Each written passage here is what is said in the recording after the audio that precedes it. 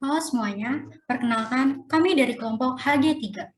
Pada video kali ini, kami akan memaparkan hasil diskusi yang telah kami lakukan mengenai Pancasila. Sebelum kami memulai presentasi, izinkan saya untuk memperkenalkan anggota-anggota dari kelompok HG3. Boleh di next. Yang bertugas sebagai presentan pada video kali ini yaitu Farah Aditya, Gabriel Benino, boleh di next enggak? Rainanda, Putri Regita Prameswari, Safira Izati, Yohanes Yanifar, dan saya sendiri, Selvi Agustiani. Anggota lainnya yaitu Audriana, Fadila Eka Nursita, Nisa Savana, dan Maharani Kusuma Dewi. Boleh di next. Berikut merupakan poin-poin penting yang akan kami bahas pada presentasi kali ini. Yang pertama, pengertian dasar negara Republik Indonesia. Kedua, fungsi dasar negara. Ketiga, sejarah Pancasila. Keempat, Pancasila sebagai landasan. Kelima, konsep Pancasila sebagai pandangan hidup bangsa dan sistem etika. Keenam, makna Pancasila bagi kehidupan mahasiswa. Dan yang terakhir yaitu penyimpangan nilai-nilai Pancasila. Boleh di next. Pertama yaitu pendahuluan. Pancasila merupakan pilar ideologis negara dan rumusan dalam menjalankan kehidupan berbangsa dan bernegara bagi seluruh rakyat Indonesia. Pancasila berasal dari bahasa Sanskerta yaitu panca yang berarti 5 dan sila yang berarti dasar negara. Pancasila menjadi landasan utama dalam penyelenggaraan ketatanegaraan Indonesia. Oleh sebab itu, segala hal yang berkaitan dengan penyelenggaraan negara harus berlandaskan pada Pancasila. Boleh di next. Materi selanjutnya akan disampaikan oleh Gabriel Nainggolan. Kepada Gabriel, saya persilahkan. Terima kasih, moderator.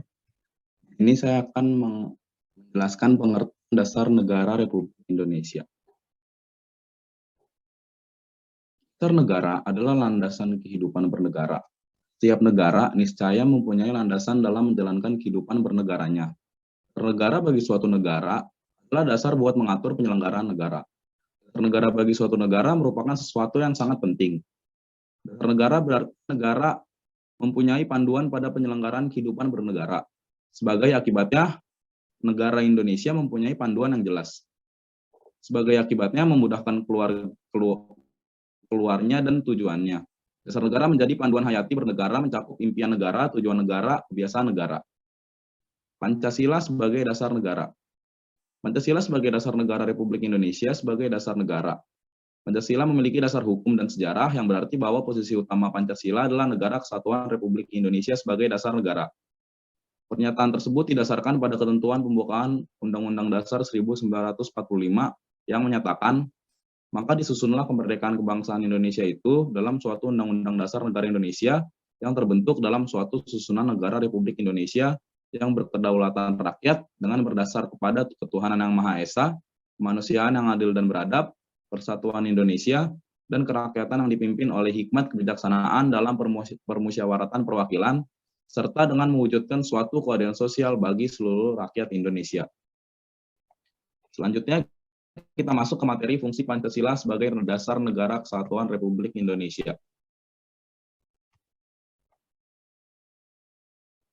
Di sini, fungsi Pancasila sebagai dasar negara kesatuan Republik Indonesia ada 10. Sebelumnya, kita semua tahu bahwa dasar negara Republik Indonesia adalah Pancasila. Pengertian dari dasar negara sendiri adalah filsafat negara yang berkedudukan sebagai sumber dari segala sumber hukum maupun sumber dari tata tertib hukum di suatu negara. Selain itu, dasar negara bisa disebut juga sebagai pedoman yang mengatur dan memelihara seluruh aspek kehidupan suatu negara.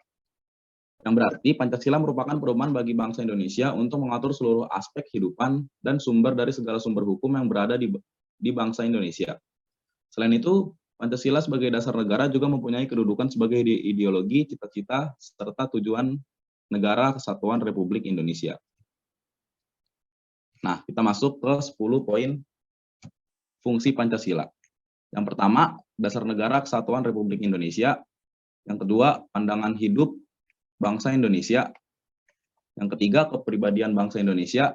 Yang keempat, sumber dari segala sumber hukum. Yang kelima, perjanjian luhur bangsa Indonesia. Boleh di next. Yang keenam, falsafah hidup yang mempersatukan bangsa.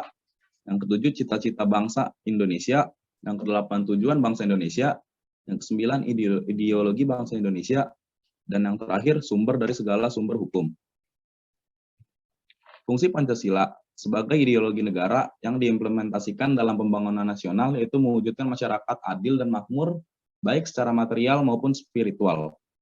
Tujuan tersebut dicapai dalam wadah negara kesatuan Republik Indonesia yang merdeka, berdaulat, bersatu, dan berkedaulatan rakyat. Selain itu, Pancasila sebagai ideologi juga mencakup sikap warga negara yang mewujudkan kehidupan bangsa dan dunia yang aman, tentram, tertib, dan damai. Demikian materi yang dapat saya sampaikan. Jika terdapat kekurangan materi atau kesalahan, mohon dimaafkan. Terima kasih. Saya kembalikan ke moderator. Terima kasih, Gabriel. Materi selanjutnya akan disampaikan oleh Yohanes. Waktu dan layar saya persilahkan. Baik, terima kasih kesempatannya, Selvi, atas waktu dan kesempatan yang telah diberikan. Mulai next slide.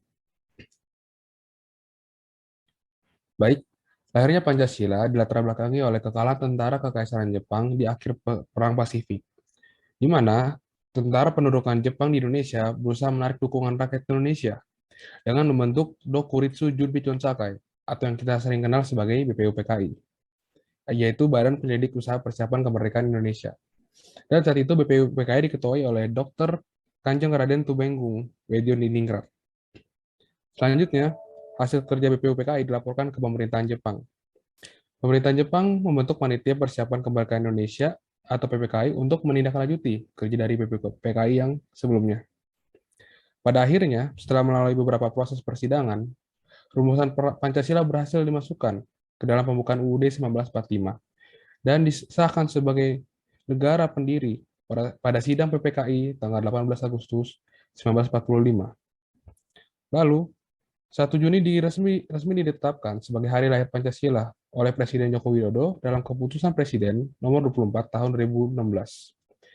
Keputusan tersebut melalui pidato yang memperingati pidato Bung Karno tanggal 1 Juni 1945 di Gedung Merdeka, Bandung, pada saat itu pada tanggal 1 Juni 2016. Boleh next slide.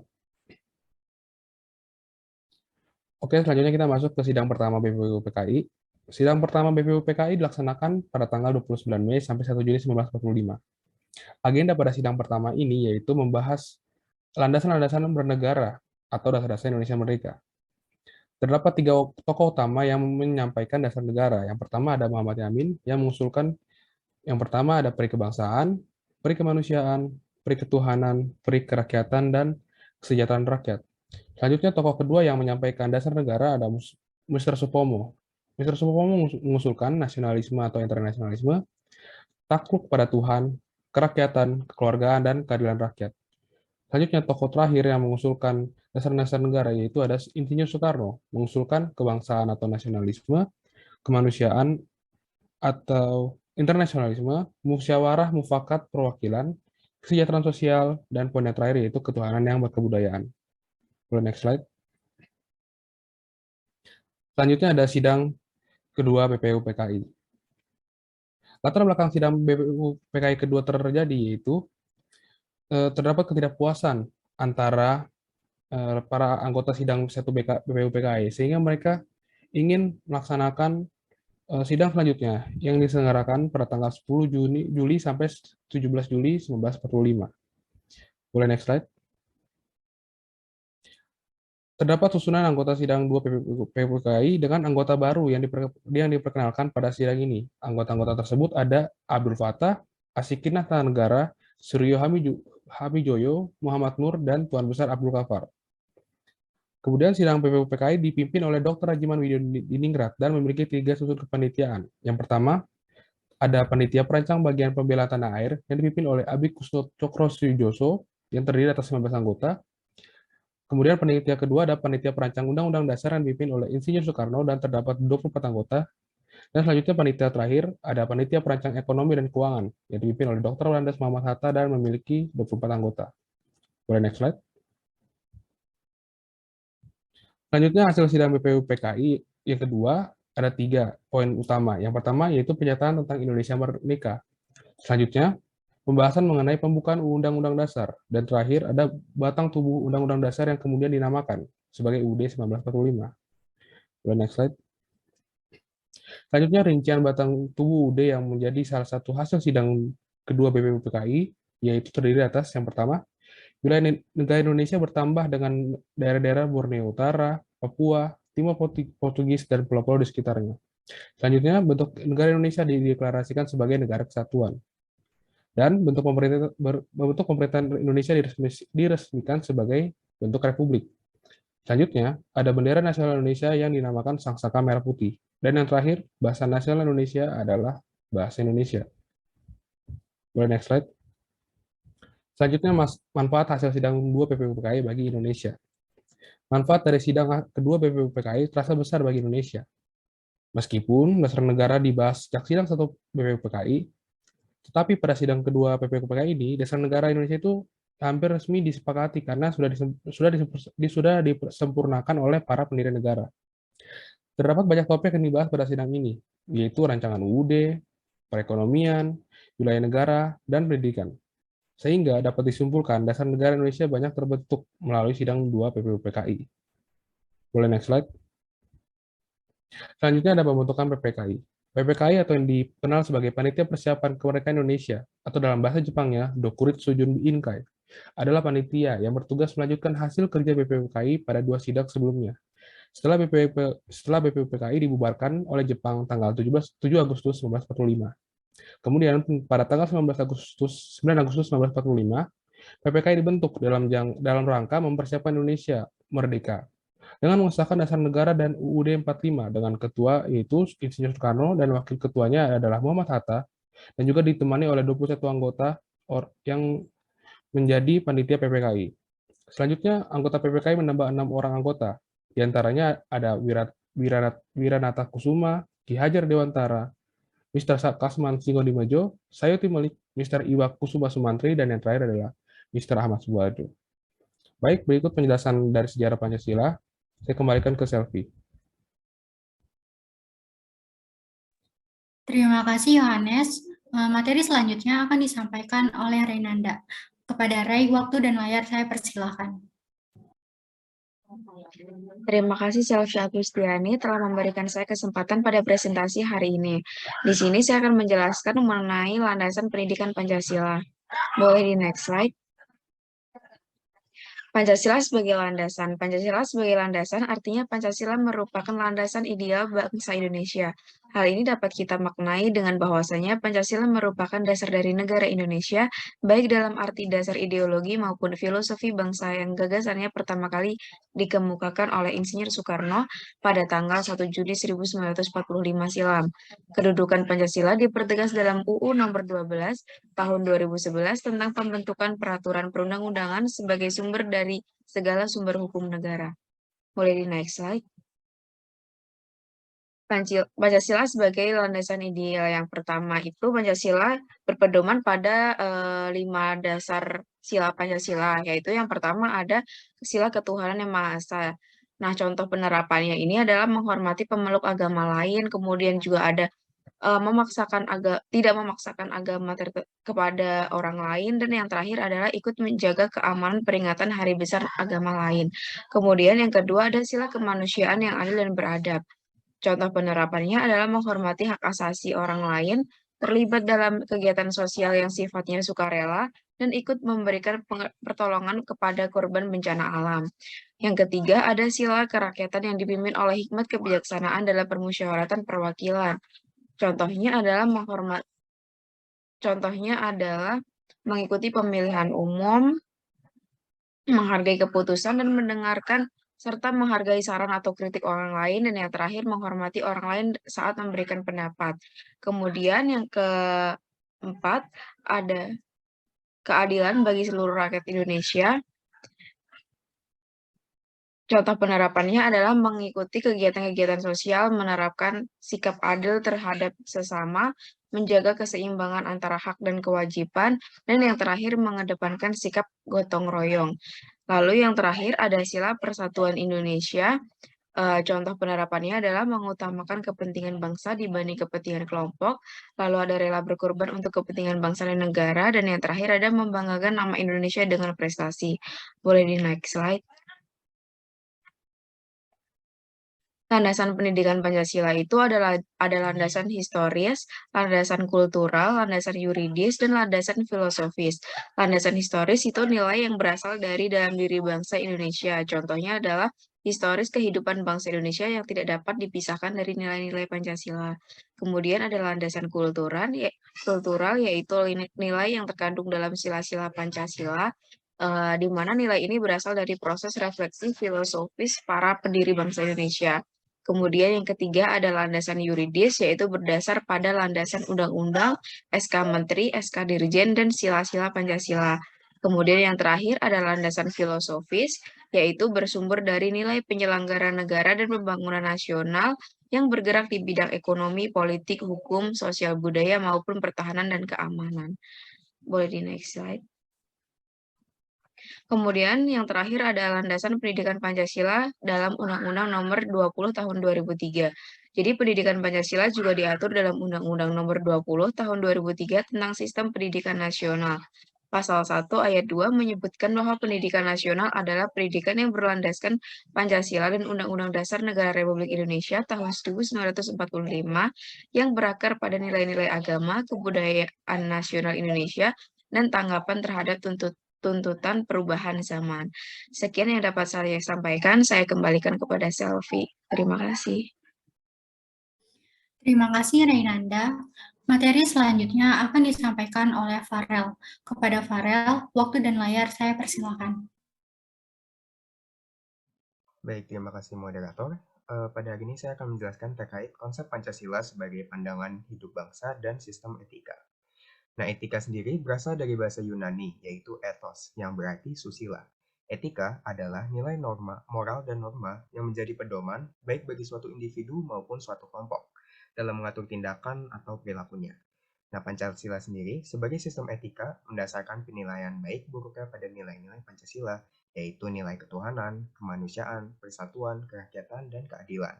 Nilai ketuhanan yaitu suatu hal yang baik dikatakan baik jika tidak bertentangan dengan nilai, aturan, dan hukum Tuhan. Kalau nilai kemanusiaan yaitu suatu perbuatan dikatakan baik apabila sesuai dengan nilai-nilai kemanusiaan berdasarkan konsep keadilan dan keadaban. Untuk yang nomor 3 yaitu nilai persatuan, yaitu suatu tindakan dikatakan baik jika dapat mempererat persatuan dan kesatuan. Yang 4 ada nilai kerakyatan, yaitu suatu perbuatan belum tentu baik jika disetujui atau bermanfaat bagi banyak orang. Akan tetapi perbuatan itu baik jika didasarkan pada musyawarah. Untuk yang terakhir yaitu nilai keadilan, yaitu suatu tindakan dikatakan baik jika sesuai dengan prinsip keadilan bagi masyarakat luas. Lalu Pancasila memang merupakan sistem etika karena mengandung prinsip dan gagasan terdalam tentang bagaimana bentuk kehidupan yang dianggap baik. Boleh next slide. Berikutnya adalah etika dalam berpolitik dan pemerintahan. Etika politik dan pemerintahan dimaksudkan untuk mewujudkan pemerintahan yang bersih, efisien, dan efektif. Etika ini juga dimaksudkan untuk menumbuhkan suasana politik yang demokratis. Jadi etika pemerintahan ini tuh mengamanatkan agar penyelenggara negara memiliki rasa kepedulian yang tinggi gitu dalam memberikan pelayanan kepada masyarakatnya. Etika ini diwujudkan dalam bentuk sikap santun dalam perilaku politik yang toleran, tidak berpura-pura, tidak sombong, jauh dari sifat munafik, dan juga tidak manipulatif dan berbagai tindakan tercela lainnya. Next slide. Yang terakhir adalah etika dalam ekonomi dan bisnis. Ekonomi dan bisnis merupakan satu kesatuan yang tidak bisa dipisahkan. Keduanya saling terkait, satu sama lain dan mempunyai tujuan yang sama. Etika ekonomi dan bisnis bertujuan supaya prinsip atau pedoman dan perilaku yang menyangkut tingkah laku ekonomi dan bisnis, baik oleh perseorangan, persekutuan, institusi atau instansi, perusahaan, maupun mengambil keputusan dalam bidang ekonomi yang dapat memunculkan suatu keadaan dan kenyataan ekonomi, di mana kenyataan ekonomi yang punya ciri-ciri antara lain yaitu persaingan yang sehat, jujur, dan mengedepankan profesionalisme, serta berkeadilan, maupun mendorong berkembangnya etos kerja ekonomi, sikap kerja ekonomi, daya tahan ekonomi, dan kemampuan saing secara jujur. Sekian dari saya kembalikan ke moderator. Terima kasih, Farel. Materi selanjutnya akan disampaikan oleh Safira. Kepada Safira, waktu dan layar saya persilakan. Baik, terima kasih moderator. Dan untuk sekarang saya akan menjelaskan mengenai Pancasila sebagai pandangan hidup. Bisa di next? Nah, jadi Pancasila ini tadi kita ketahui telah memiliki beberapa fungsi. Nah, salah satunya ini yang akan dibahas adalah Pancasila sebagai pandangan hidup. Sebagaimana dikutip dari buku Pancasila sebagai ideologi dan dasar negara yang ditulis oleh Ronto. Pancasila sebagai pandangan hidup bangsa atau way of life.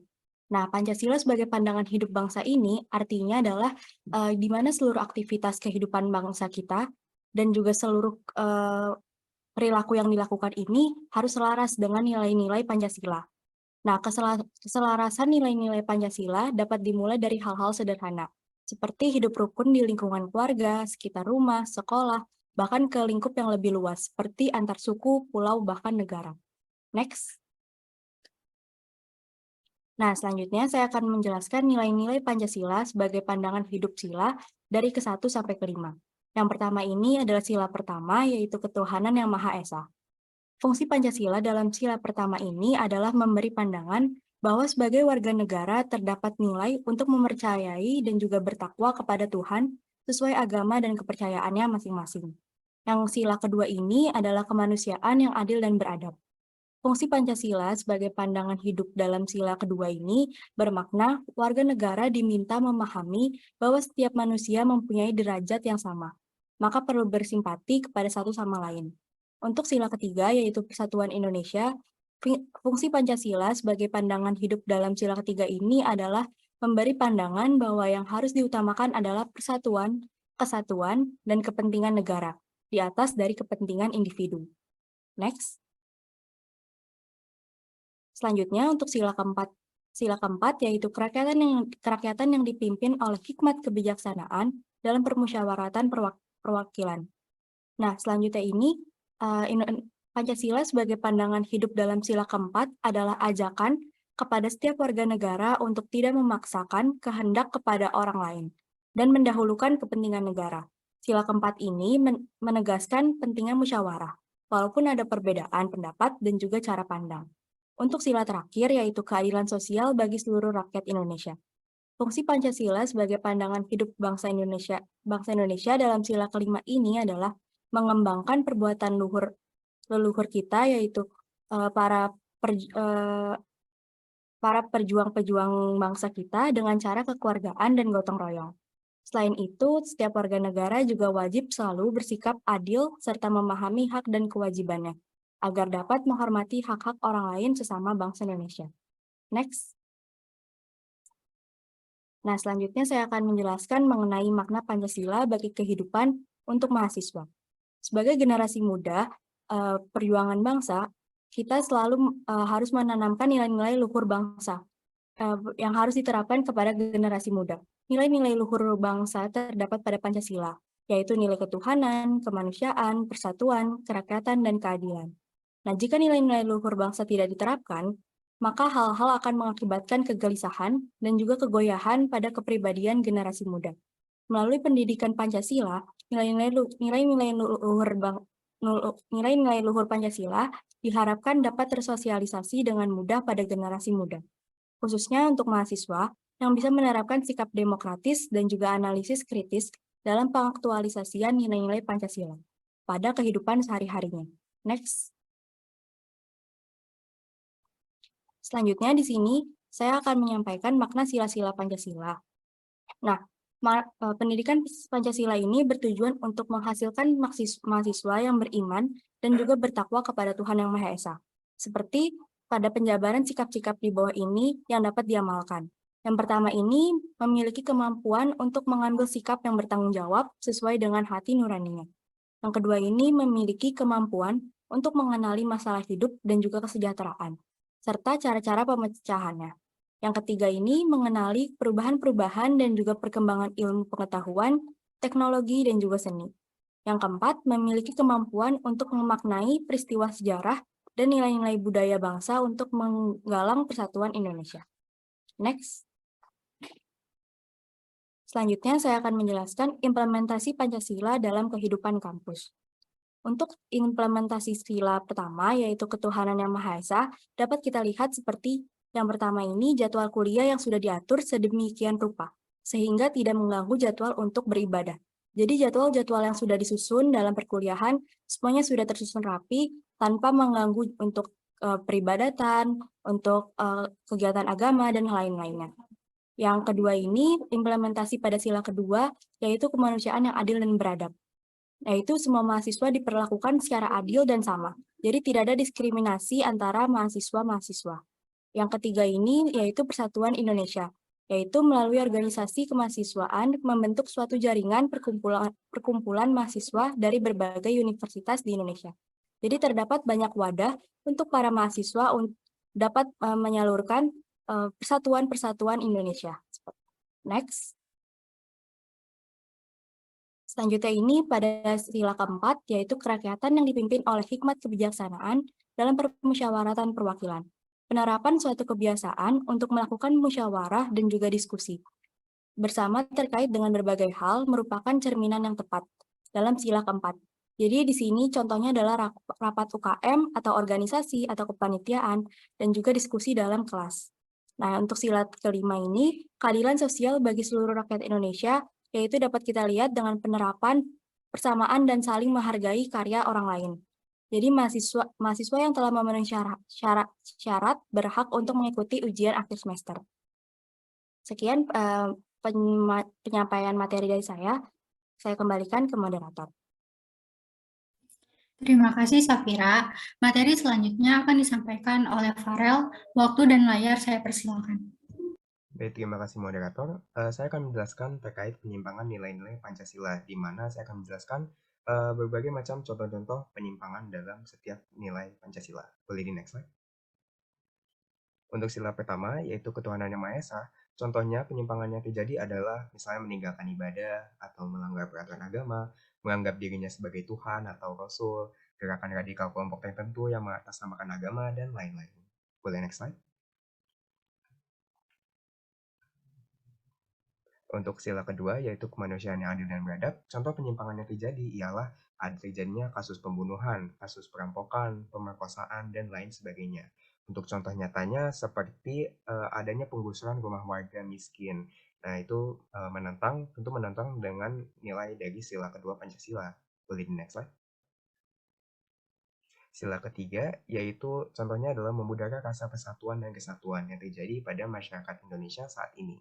Contohnya adanya tawuran antar pelajar, bentrok antar warga, seperti adanya perang sampit, bentrok antar suku, dan lain-lain.